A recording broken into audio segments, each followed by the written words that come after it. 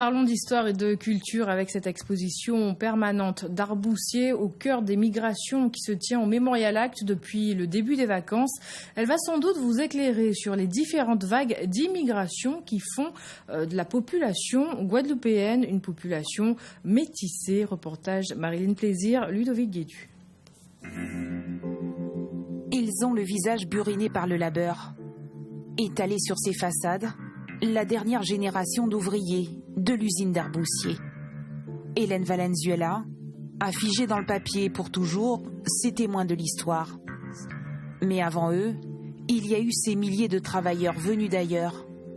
Parmi eux les Indiens, arrivés en Guadeloupe un peu après 1850, avec leurs rêves et leurs espoirs d'une vie meilleure, vite transformés en désillusions.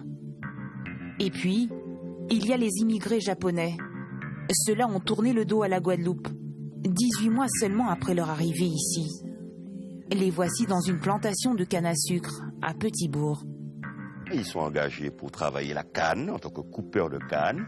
Ils sont engagés avec un bon salaire et sur le contrat de bonnes conditions de travail. Mais arrivés ici, ce qu'on leur avait promis n'est pas du tout ce qu'ils observent. Et donc ils vont rechigner, ils vont se mettre en grève.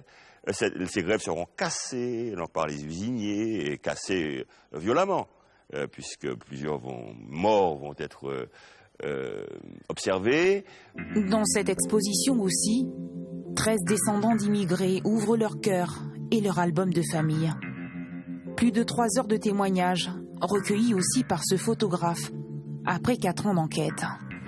Le plus ancien, on est retrouvé, la trace du plus ancien, Jean serait arrivé par bateau, donc c'est un immigré.